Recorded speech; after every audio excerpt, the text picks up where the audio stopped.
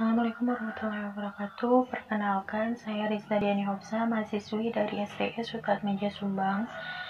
Saya membuat video ini untuk memenuhi tugas dari mata kuliah Bahasa Indonesia dan penulisan karya tulis ilmiah.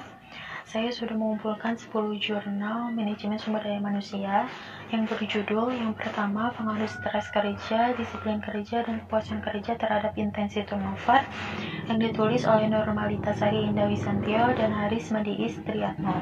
Yang kedua yaitu pengaruh employee engagement terhadap kinerja karyawan di Human Capital Center PT Telekomunikasi Indonesia, yang ditulis oleh Nabila Ramadan dan Zalfar Sembiring. Yang ketiga yaitu pasar kerja fleksibel versus perlindungan pekerja di Indonesia, yang ditulis oleh Jaterman Sekajekuku. Yang keempat yaitu pengaruh motivasi kerja, pengembangan karir, dan lingkungan kerja terhadap organizational citizenship behavior atau OCB dengan kepuasan kerja sebagai variabel intervening pada perusahaan terminal LPG, yang ditulis oleh Abda Alif. Yang kelima yaitu peningkatan kinerja karyawan melalui kepemimpinan, lingkungan kerja, dan komitmen, yang ditulis oleh Nunung Goniah dan Mas Surip.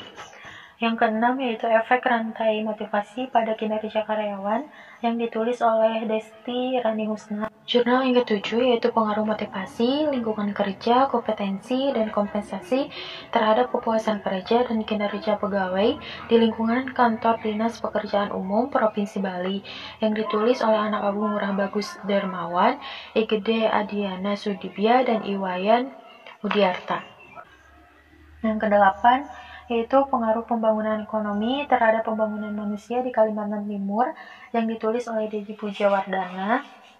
Yang kesembilan yaitu parameter prestasi kerja dalam perspektif Islam, yang ditulis oleh Ajwar Juliandi. Dan yang terakhir adalah pengaruh budaya organisasi terhadap kinerja pegawai, yang ditulis oleh Nela Rianti. Di dalam 10 jurnal tersebut, buku yang sering dirujuk itu ada dua. Yang pertama, buku dari Mathis dan Jackson, Human Resource Management, dan buku dari Robbins dan Judge, yaitu mengenai perilaku organisasi. Untuk buku Mathis dan Jackson, saya menggunakan versi berbahasa Inggris. Selanjutnya yaitu perbandingan kutipan jurnal dan buku di dalam buku Mathis dan Jackson. Di dalam jurnal, Mathis dan Jackson mengelompokkan perputaran karyawan itu menjadi 6 jenis, yaitu antara lain turnover secara tidak sukarela, turnover secara sukarela, turnover fungsional, turnover disfungsional, turnover yang tidak dapat dikendalikan, dan turnover yang dapat dikendalikan. Ini merupakan kutipan langsung karena sesuai dengan apa yang ada di dalam textbook. Di dalam textbook dikatakan bahwa ada 6 jenis perputaran karyawan. Yang pertama adalah involuntary turnover, yang kedua voluntary turnover, yang ketiga functional turnover, yang keempat dysfunctional turnover, yang kelima uncontrollable turnover, dan yang keenam adalah controllable turnover. Ini merupakan kutipan langsung dan seharusnya kutipan langsung ini menggunakan tanda petik di dalamnya. Di jurnal yang lain, Mathis dan Jackson mengemukakan bahwa kepuasan kerja adalah keadaan emosi yang positif dari mengevaluasi pengalaman kerja seseorang. Ini merupakan kutipan langsung karena sesuai dengan apa yang ada di dalam buku. Di dalam buku dikatakan bahwa job satisfaction is a positive emotional state resulting from evaluating one's job experience. Jadi ini juga merupakan kutipan langsung dan seharusnya juga ini menggunakan tanda petik di dalamnya. Di dalam jurnal yang lain, Mathis dan Jackson mengatakan bahwa turnover adalah tingkat keluar masuk karyawan terjadi ketika karyawan meninggalkan organisasi dan harus digantikan. Ini juga merupakan kutipan langsung karena sesuai dengan apa yang ada di dalam textbook. Di dalam textbook dikatakan bahwa turnover occurs when employees leave an organization and have to be replaced. Mathis dan Jackson juga mengemukakan di dalam jurnal bahwa intensi turnover harus disikapi sebagai suatu fenomena penting dalam pengelolaan sumber daya manusia yang penting bagi keberlangsungan organisasi, mengingat turnover pegawai merupakan masalah yang merugikan. Ini merupakan kutipan tidak langsung karena tidak sesuai dengan apa yang ada di dalam buku, kata-katanya, tetapi kutipan ini merujuk ke dalam apa yang ada di dalam buku.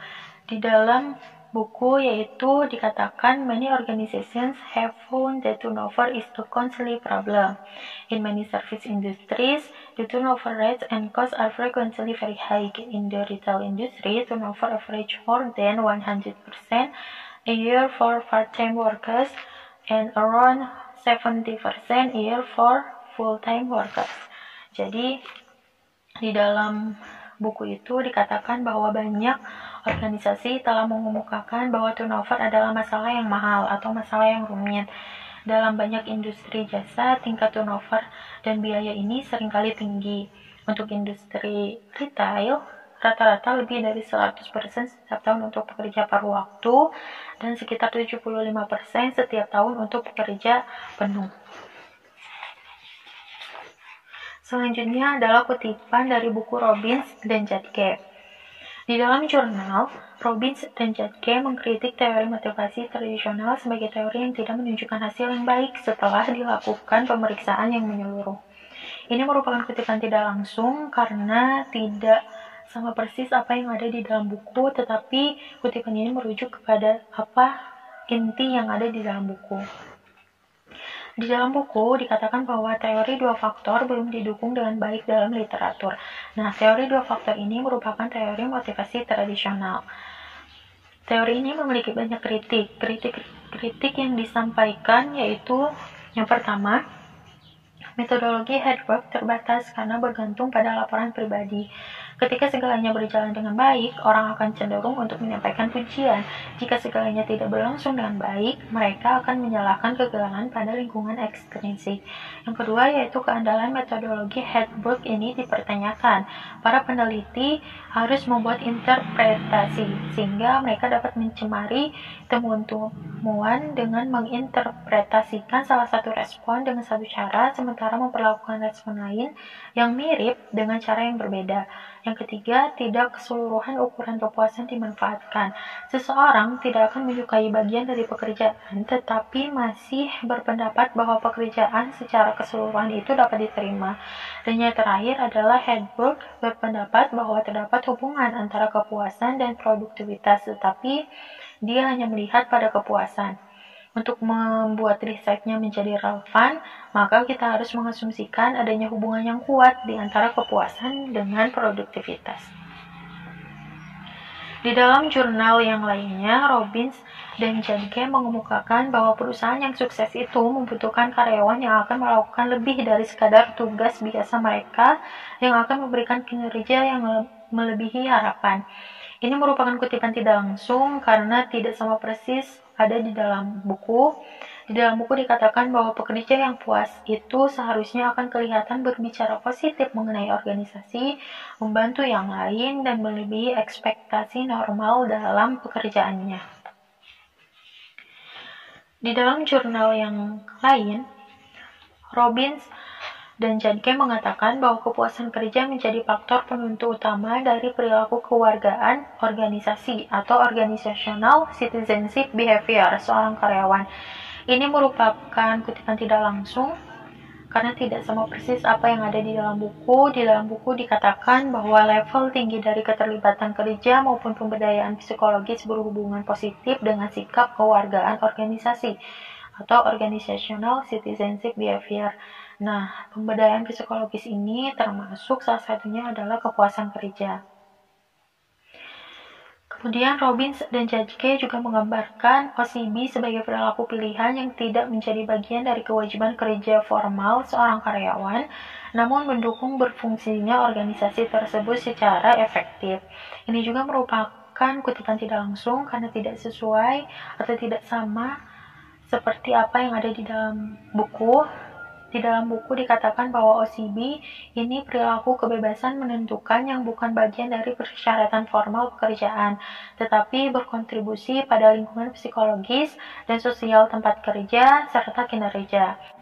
Mungkin itu saja yang bisa saya sampaikan. Mohon maaf bila masih banyak kekurangan. Wassalamualaikum warahmatullahi wabarakatuh.